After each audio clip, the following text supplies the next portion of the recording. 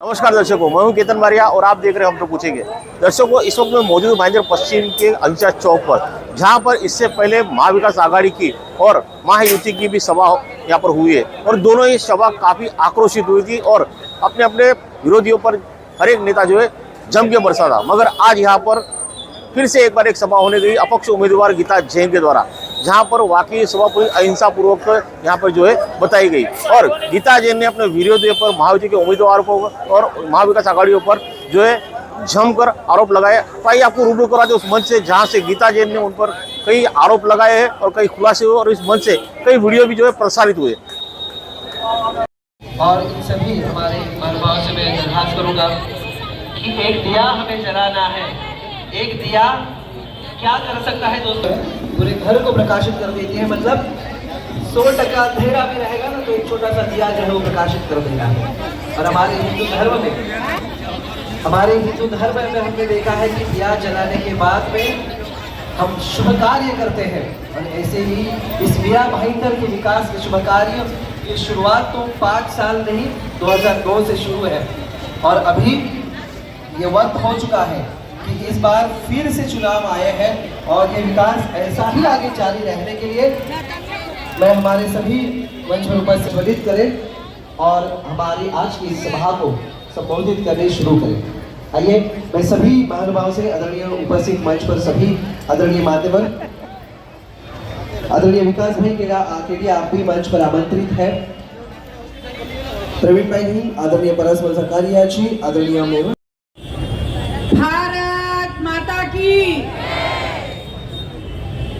हम सब मीरा भाईंदर में बैठे हैं और मीरा भाईंदर का आवाज अगर मुंबई तक नहीं जाएंगे तो हमारे नेताओं को विश्वास नहीं होगा कि मीरा भाईंदर की ये जनता ही अपना इलेक्शन खुद लड़ रही है। इसलिए आवाज जरा जोर का होना चाहिए। भारत माता की, भारत माता की, भारत माता की। One day, one day, one day. जय श्री राम। बोलिए श्री शंखेश्वर पार्श्वनाथ भगवान की।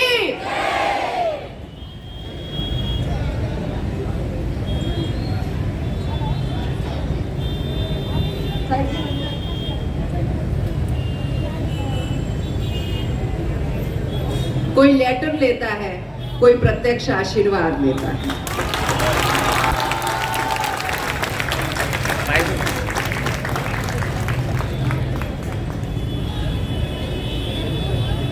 छत्रपति शिवाजी महाराज को नमन करते हुए, और मैं हमेशा जब छत्रपति शिवाजी महाराज का जिक्र करती हूँ तब राजमाता जिजाऊ को वंदन करना नहीं भूलती, क्योंकि मातृशक्ति नहीं होती तो हमारे राजे छत्रपति नहीं होते। भारत रत्न डॉक्टर बाबा साहेब अम्बेडकर को भी वंदन करती हूँ, क्योंकि उनकी घटना नहीं होती तो गीता जैन इस मंच पे नहीं होती। जहां राजस्थान के बहुतेरी बस्ती यहाँ है, वहां महाराणा प्रताप को वंदन करना कैसे भूल सकती हूँ। उनको वंदन, उनके शौर्य को वंदन। स्वतंत्र वीर विनायक दामोदर सावरकर को वंदन करती हूँ। सभी महानुभावों को इस गीता का वंदन। विराजे हुए पाठ पे हमारे आचार्य श्री जी को भी यहाँ से वंदन करती हूँ, उनका आशीर्वाद चाहती हूँ। सभी वक्ताओं ने काम के बारे में बताया। मुझे लगा कि शायद हम कुछ नया कर सकते हैं। चलिए आज कहानी से शुरुआत करती हूँ। एक जंगल था, कुछ मीरा भाईंदर जैसा ही समझ लीजिए, पर एक जंगल था और उस जंगल में बहुत सारे प्राणी, जब जंगल है तो रहते ही होंगे, तो रहते थे। और एक दिन उस जंगल में आग लग गई। सब कंफ्यूज, क्या करना है, कोई इधर जा रहा है, कोई उधर जा रहा है। लेकिन एक चिड़िया थी, उस चिड़िया ने क्या किया, बाजू के तालाब में गई, अपने पंख को भिगोया, फिर आग लगने वाली जगह पे आई, पंखों से पानी छिड़का, ऐसे बार बार करती रही।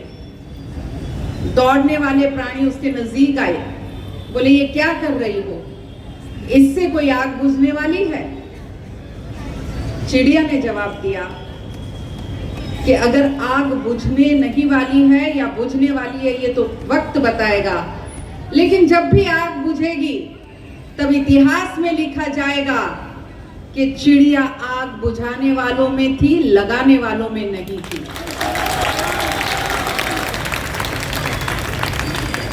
उसके बाद सभी को लगा कि बात तो चिड़िया सही कह रही है, वो अकेली मेहनत कर रही है, चलिए हम सब मिलके मेहनत करते हैं। सभी प्राणी मिले, उन्होंने अपनी अपनी तरह से पानी लाने की व्यवस्था की और सभी ने मिलके जंगल की आग बुझा दी।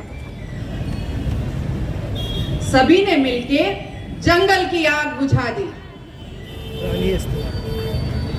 तो मीरा भाईंदर की भ्रष्टाचार की, झूठ की, डर की, गुंडागर्दी की आग कौन बुझाएगा? आप सब बुझाओगे, आप सब इस शहर के रक्षक हो।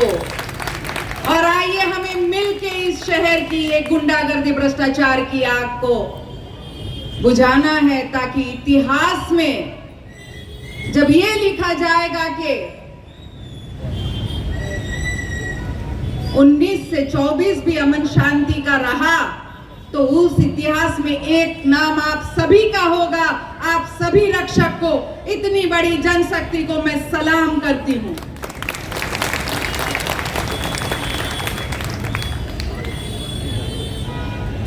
और क्यों नहीं, हम फिर एक बार एक इतिहास रचने जा रहे हैं। आप सभी को पता था 2019 में हमने यहीं से उस लड़ाई की शुरुआत की थी और 19 में आप लोगों ने मुझे आशीर्वाद दिया था। आज हम उसी मोड़ पे खड़े हैं, वही लड़ाई है, वही संघर्ष है और हमें फिर एक बार इतिहास रचना है। और मुझे विश्वास है कि हम सब मिलके वो इतिहास रच के रहेंगे और हम सब का नाम इतिहास रचने वालों में आएगा। और वो इतिहास कैसे रचेंगे? तो इतिहास रचने के लिए आप सबको क्या करना है? 20 तारीख को मतदान करने जाना है। 20 तारीख को गीता भरत जैन के नाम के सामने का बटन दबाना है, बल्लेबाज की निशानी का सामने का बटन दबाना है, 12 नंबर का बटन दबाना है और मुझे विश्वास है कि हम इतिहास जरूर दोहराएंगे। मुझे विश्वास है कि हम रिकॉर्ड तोड़ मार्जिन के साथ जीतने जा रहे हैं, क्योंकि ये जन मेदिनी ने मुझे ये विश्वास दिलाया है, इस जनता ने मुझे ये विश्वास दिलाया है। अभी काफी सारी सभा यहां हुई, तो वो सभा देख के एक बात तो तय है कि हमारे जनप्रतिनिधि बहुत बौखलाए हुए हैं, जो हमारे प्रतिस्पर्धी है वो बहुत बौखलाए हुए हैं। कल परसों जिन्होंने सभा ली वो अपने कंधे पे भगवा लहराए फिरते हैं, भगवा लिए फिरते हैं, राम राम करते फिर रहे हैं, धर्मवीर बनने के लिए जो प्रयास किए जा रहे हैं वो करते जा रहे हैं। लेकिन वो ये सोच के ये सब करते हैं कि हमारी जनता तो बहुत भोली भाली है, हमारी बातों में आ जाएगी। तो आपको बता दूं कि हमारी जनता इतनी भोली नहीं है। वो जानती है कि गौ माता की खाल में लोमड़ी चली आ रही है, सावधान हो जाइए। और ये जो धर्मवीर है, अगर वो सही में मानते तो आरती का तिलक यहां लगाते मस्तिष्क पे, जो हिंदू की पहचान होती है, हाथ पे नहीं। बात सोचने की है, आप सोच के देखिएगा। बहुत बात करते हैं हमारे धर्म की, हमारे कर्म की। इसी स्थान पे उन्होंने ये आशा व्यक्त की थी, 3 लोगों को बाप बनाने की कोशिश की थी, उनका बेटा बनने की कोशिश की थी, अपने धर्म और कर्म के बारे में बोल रहे थे। इस बार कॉरपोरेशन में कांग्रेस के पास एक मौका था, एक कॉप वो बना सकते थे, यानी एक और नगर सेवक, मनोनीत नगर सेवक वो बना सकते थे। उन्होंने बनाया भी। किसे बनाया? मिस्टर खान। उनके बहुत सारे कार्यकर्ता हिंदू है, बहुत सारे लोग उनके पास हिंदू है।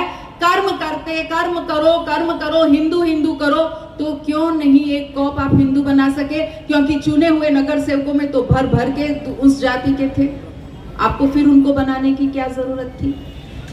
तो ये ढोंग छोड़िए साहब, इस ढोंग को छोड़ दीजिए। और हमारे दूसरे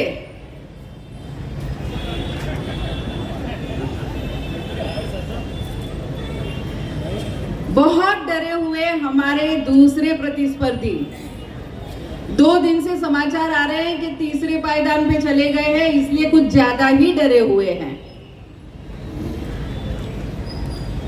और प्रॉब्लम ये होता है कि जिनको वो बुलाते हैं इसी स्थान पे, स्मृति जी ने जब प्रचार करने आए थे तब उन्होंने साफ साफ कह दिया था कि कोई भ्रष्टाचारी, कोई बलात्कारी को हम नहीं सहन करेंगे।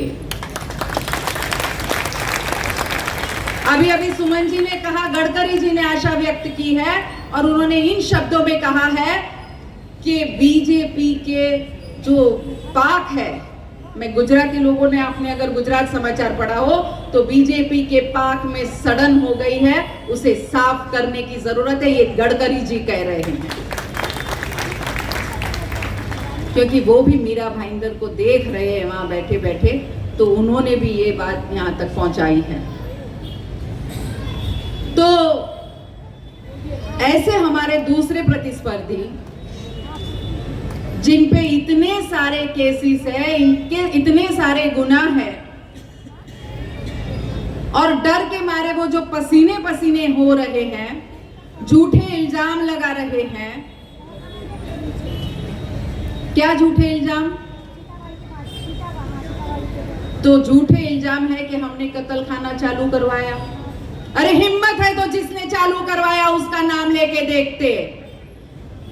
मैंने तो वो काम किया था पर्यूषण में 8 दिन कत्ल खाना बंद करने का, अपनी जान पे खेल के, और उनके साथ जो साथीदार घूम रहे हैं उन्हीं में से यहाँ हमारे पवित्र बावन जिनालय में मछलियां फेंकने वाले हमारे ध्रुव किशोर पाटिल जी, हम वो दिन भूले नहीं है और वो उसको उन्होंने साथ में कर रखा है।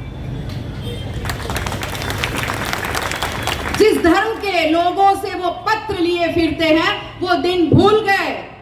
वो दिन भूल गए जब बुलडोजर यहाँ बावन जिनालय की दीवार पे आया था और ये गीता जैन उसके सामने खड़ी थी कि अगर बावन जिनालय को तोड़ना है तो पहले मुझे मार के फिर आगे बढ़िए।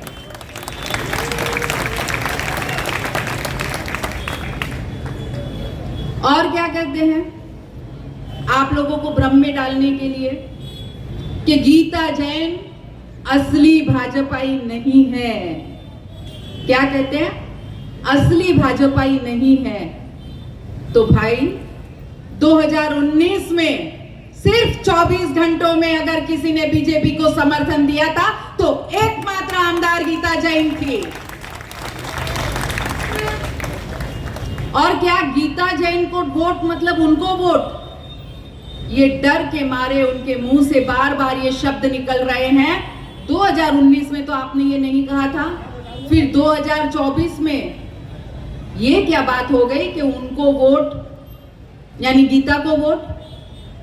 तो वो कितने असली भाजपाई है और गीता जी कितनी असली भाजपाई है मैं चाहूंगी कि आज एक बार तो वो आप देख ही ले। देखना है, देखना है, लाओ रे तो वीडियो।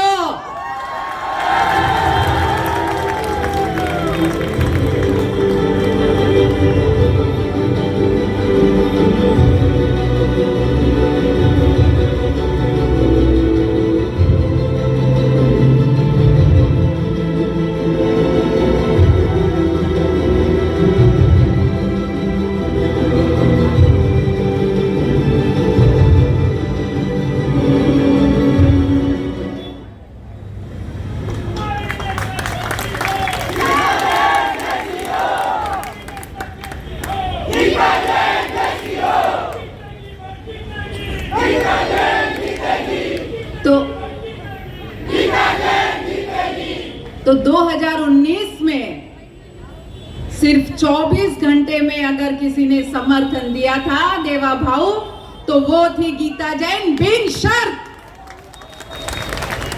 जब आपको महायुति की सरकार बनानी थी, तब देवा भाऊ आपने इस गीता जैन को बुलाया था और गुवाहाटी भेजा था, और मैं गई थी बिन शर्त।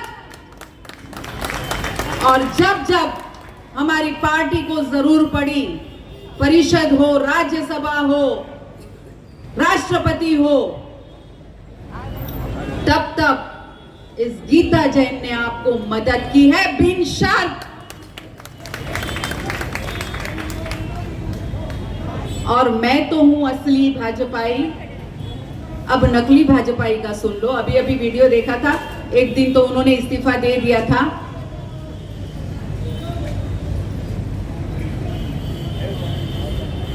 तो नकली भाजपाई कैसे होते हैं वो बताती हूं। बोर्ड पे, दुपट्टे पे निशान लिए फिरते हैं, लेकिन जब पार्टी को उनकी जरूरत होती है तब वो किस तरह से बिहेव करते हैं आपको बताना चाहूंगी। आपको याद होगा, अभी 6-7 महीने पहले लोकसभा का इलेक्शन था। लोकसभा के इलेक्शन में माननीय मोदी जी ने यहां मस्के जी को इलेक्शन लड़ने के लिए भेजा था, उनका हाथ मजबूत करने के लिए भेजा था। और तब ये नकली भाजपाई इस्तीफे का नाटक कर रहे थे। आपको याद होगा, सभी जाके इस्तीफा दे रहे थे। और आपकी इस शेरनी ने, इस बहन ने क्या किया? मोदी जी का आदेश सराखों पर 40,000 से ज्यादा वोटों से यहां से वो सांसद भेजा जो ऊपर जाके मोदी जी के हाथ मजबूत कर रहा है, और वो भी बिना शर्त।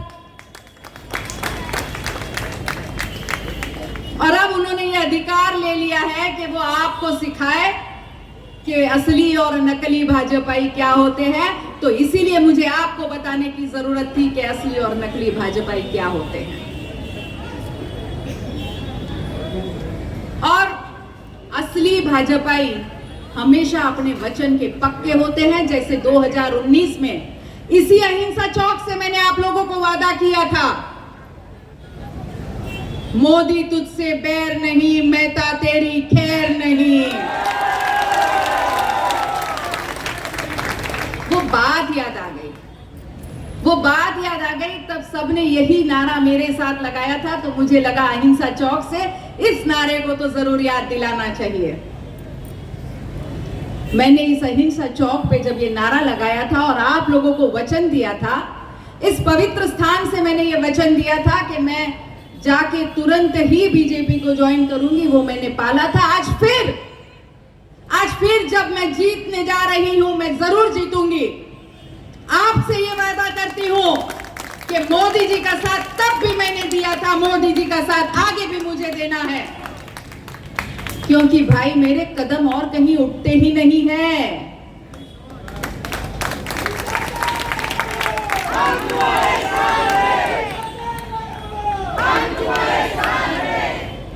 बहुत प्यार से दूसरे लोग बुलाते भी हैं, पर जाने की इच्छा ही नहीं होती। डीएनए में कमल आ गया है तो क्या करे भाई मेरे। तो ये होते हैं असली भाजपाई। ये होते हैं कि बार बार दुख होता है ऐसी कथनी से, करनी से, वर्तणूक से, लेकिन फिर भी घर नहीं छोड़ते। उसे कहते हैं असली भाजपाई। ये नहीं कि नाटक कर दिया, मैं सब छोड़ रहा हूं, राजनीति छोड़ रहा हूं। हम वो नाटक नहीं करते। हम तो कहते हैं कि गुस्सा हो, खुशी हो, गम हो, हम हमारे परिवार के साथ रहते हैं, हम परिवार को नहीं छोड़ते।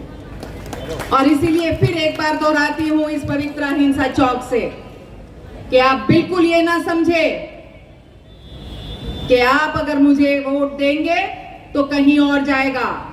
बिल्कुल नहीं, कहीं और नहीं जाएगा। इस पवित्र स्थान पे रह के मैं आपसे वादा करती हूँ, शपथ लेती हूँ, क्योंकि जनता से किया गया वादा तब भी निभाया था और वादा खिलाफी करना मेरी आदत नहीं है। आज भी वही वादा करके आपके पास आई हूँ।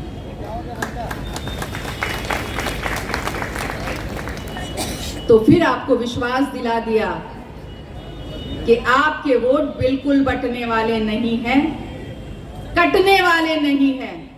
आज मैं आह्वान करती हूं उन 65,000 वोटरों से जिन्होंने गए टाइम ये गलती की थी और वोट वहां गए थे, फिर भी मैं जीती थी।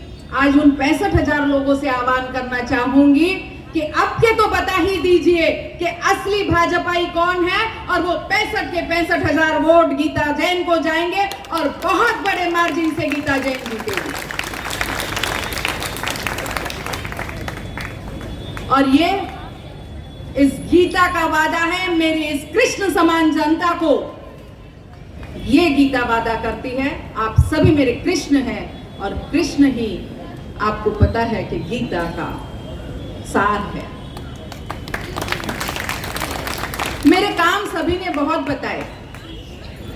इस एरिया का एक काम जो मैं आपको बताना चाहती हूँ और जिसके लिए मुझे बहुत बदनामी भी सहन करनी पड़ी, और वो है क्लस्टर डेवलपमेंट।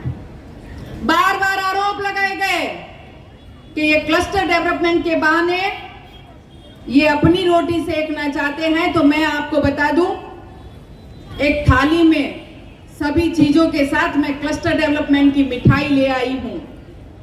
वो जो भ्रम फैला रहे हैं कि सबको ये कंपलसरी है, तो आपको बताना चाहती हूं, मिठाई तो है, खाना चाहे तो खाइए, नहीं खाना चाहे तो ना खाए। जिसको क्लस्टर में नहीं जाना है मत जाइए।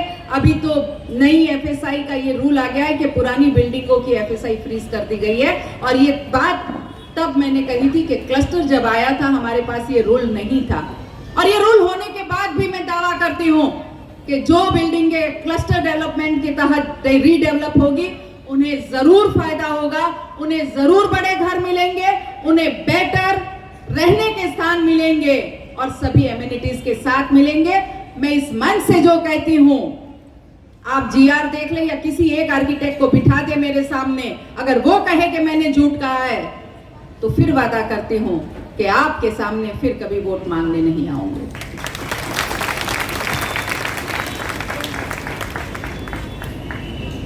और झूठ जिनके ब्लड में है, वैसे हमारे नेता अभी मुजफ्फर जी आके कह के गए कि दोनों नेता मिलके यहां जमीन हड़पने की कोशिश कर रहे हैं। पर एक बात वो सच बोल गए कि हमारे टोपी वाले, दाढ़ी वाले गुंडे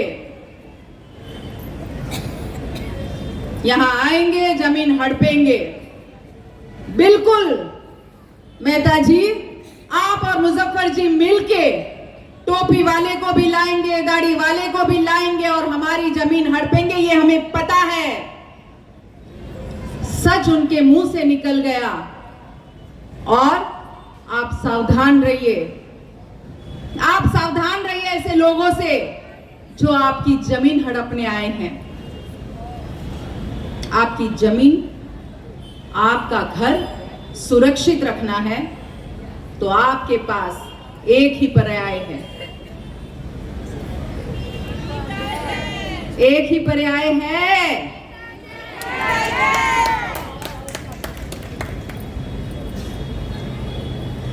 और बहुत आगे तक देखने की जरूरत नहीं है।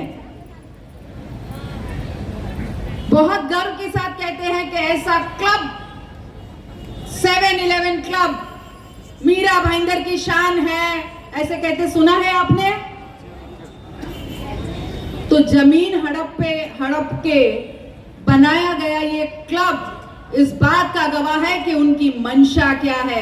आज भी वहां के खेडूत रोते हुए हमारे पास आते हैं, उनकी जमीन हड़प ली गई है और उनको न्याय आज दिन तक नहीं मिला। आप किसको अगर आपने कोई गलत निर्णय ले लिया तो आपके भविष्य का विचार भी आप कर लीजिए।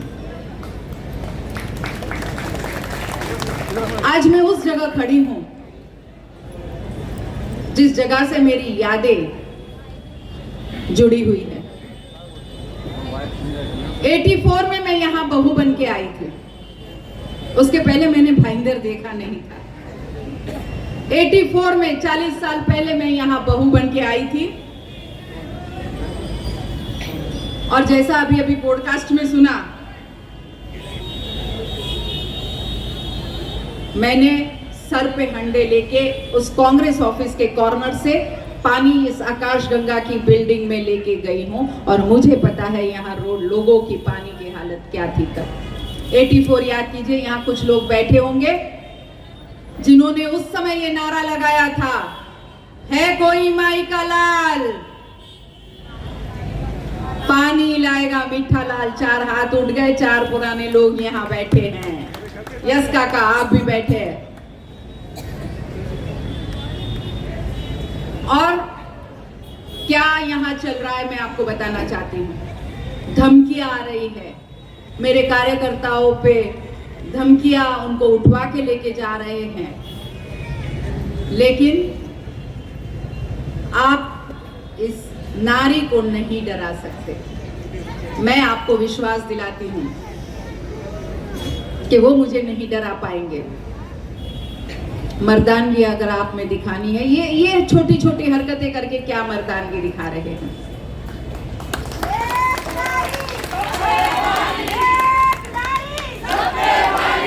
हमारे मीरा भाईंदर ने मर्दानगी दिखाने का मौका दिया था और तब आप बिल में छुप के बैठे थे। 22 जनवरी हमारे हिंदू लोगों को मारा गया था, पीटा गया था, हमारी ध्वजा को नीचे फेंका गया था, उस पे थूका गया था और महिलाओं के सर फोड़े गए थे। आपको याद है? याद है? तब कौन गया था उन लोगों को बचाने के लिए? तो आप क्यों नहीं आए? अपने आप को हिंदू और मर्द कहने वाले लोग कहां छुप के बैठे थे? और मैंने तो वहां मैं खुद गई थी और जिन्होंने ये कार्य किया था वो आज भी जेल में है।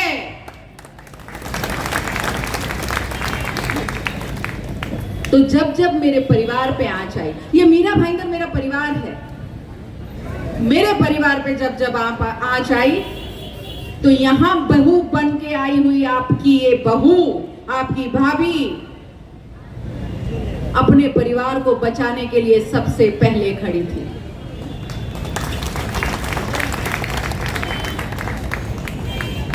मेरे धर्म की रक्षा करने में सबसे आगे खड़ी थी। ये शेरनी ने धर्म की रक्षा की है और कोई उतरता उस दिन तो मैं समझती कि सही मर्द हो, लेकिन भाई मेरे, मुझे तो शर्म आ गई ये कहते हुए कि ऐसे लोग भी हमारे यहाँ रह रहे हैं जो शांति दूत बनने के नाटक कर रहे हैं। अमन शांति की यात्रा निकालनी है।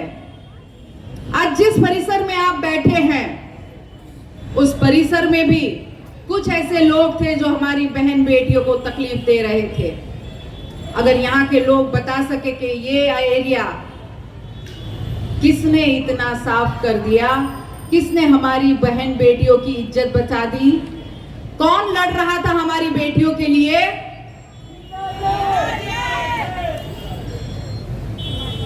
एक बात मैं उन लोगों से और आप लोगों से कहना चाहूंगी कि ऐसा कुछ कहने पे मुझे मुस्लिम विरोधी कहा जाता है। एक बात बहुत क्लियर है कि जब बात परिवार पे आती है, धर्म पे आती है, तो हाँ, मैं हिंदू हूं और मुझे उसका गर्व है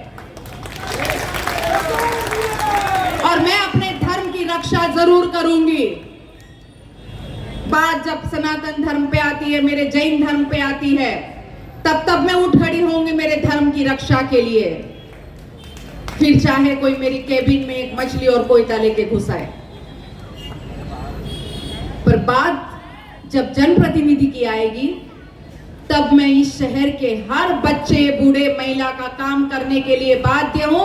ये मेरा फर्ज है और मेरा फर्ज मैं निभा के रहती हूं।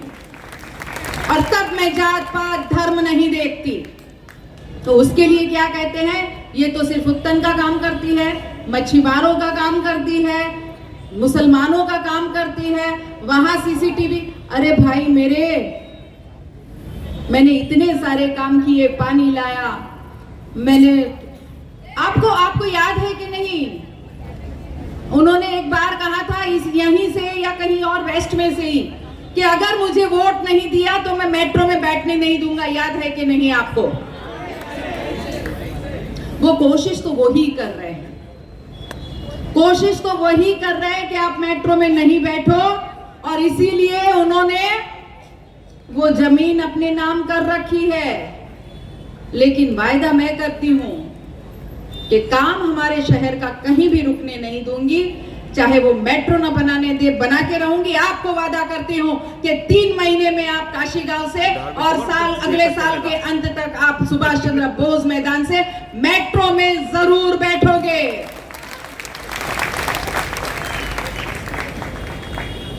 अब कहते हैं कि 3 महीने में 24 घंटा पानी दूंगा। भाई मेरे, पानी के लिए 516 करोड़ लाया कौन?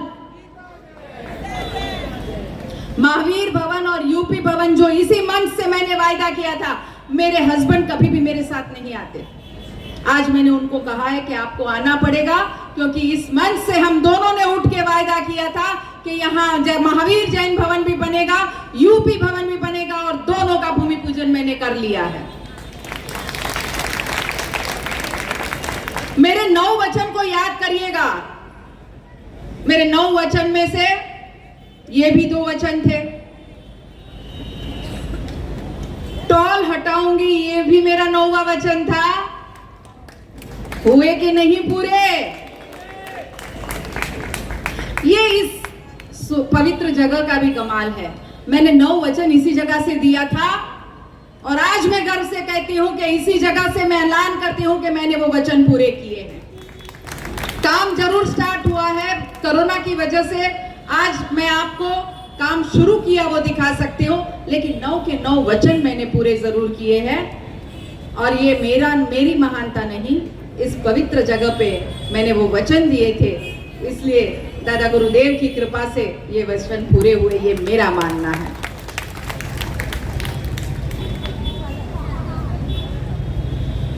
तो मेरे काम का मैं ज्यादा कुछ बोलूंगी नहीं, पर जिस हाई मास्क के नीचे आप बैठे हैं उसके लिए भी मुझ पे आरोप लगाए गए थे, और वो अच्छी तरह से जानते हैं कि जो एस्टिमेट होता है वो इंजीनियर देते हैं। आमदार का काम सिर्फ वो निधि लाना होता है, लेकिन आपको भ्रमित किया गया बार बार, चाहे वो कत्लखाने का विषय हो, चाहे वो क्लस्टर का विषय हो, चाहे वो हाई मास्क का विषय हो।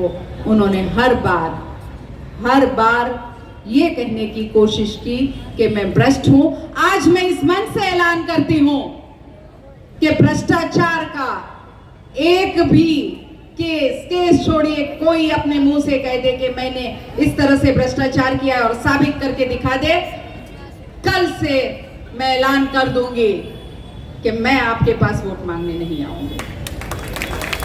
अगर मैं आई हूं मेरी स्वस्थ छवि के साथ, अगर आपको चाहिए कि अगले 5 साल ये जो खौफ का माहौल है ना, मेरे पास बहुत सारे लोग आते हैं, मैंने कहा आइए बुके देते हैं। अरे मैडम फोटो मत निकालिए। मैंने कहा क्या हो गया भाई?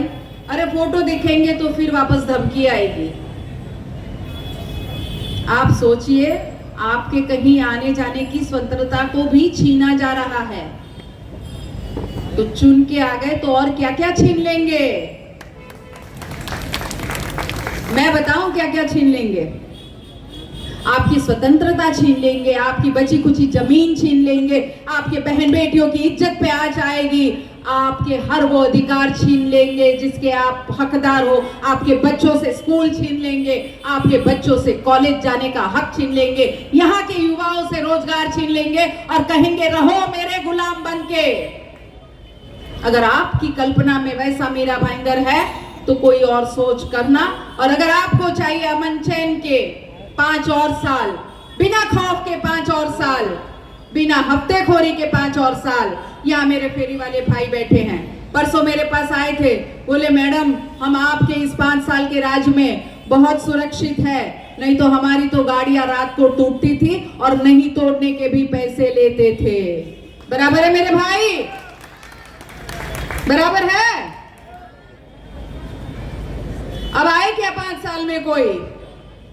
ना ही जरा जोर से बोला हो।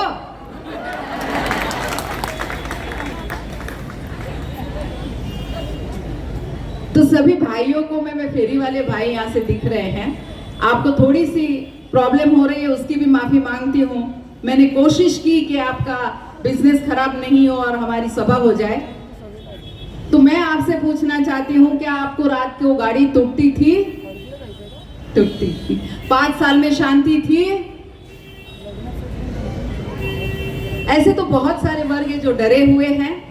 तो अब ये आपके हाथ में है कि उनका डर आप निकाल लो और जोर से एक साथ में एक आवाज में कहो कि गीता जैन हम आपके साथ है। किसी अत्याचारी, भ्रष्टाचारी, बलात्कारी को एक निशानी की वजह से यहाँ लाने नहीं देंगे, क्योंकि एक है जो कमल है, एक है जो कीचड़ है। हमारी तो लड़ाई कीचड़ से है भाई, कमल से हम कहां लड़ रहे हैं।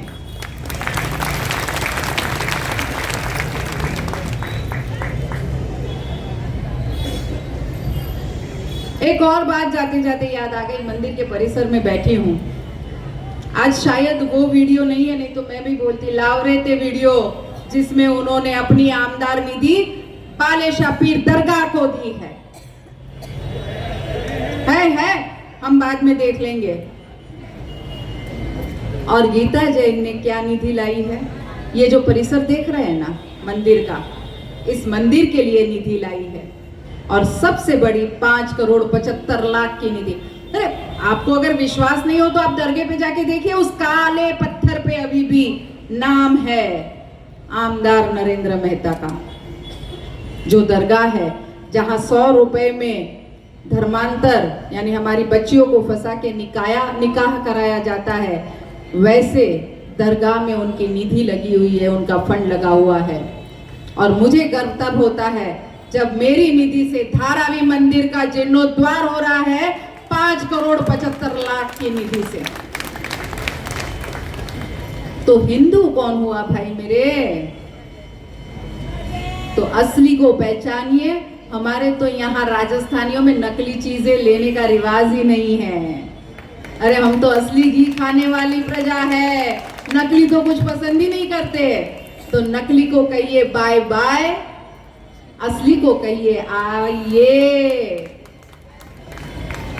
तो आप सभी से विदा लेने के पहले एक बार जरूर आपसे ये वादा करके जाती हूँ कि आपने जिस गीता जैन पे विश्वास रखा था 2019 में, और आपका विश्वास कहीं टूटा नहीं, वही विश्वास 2024 में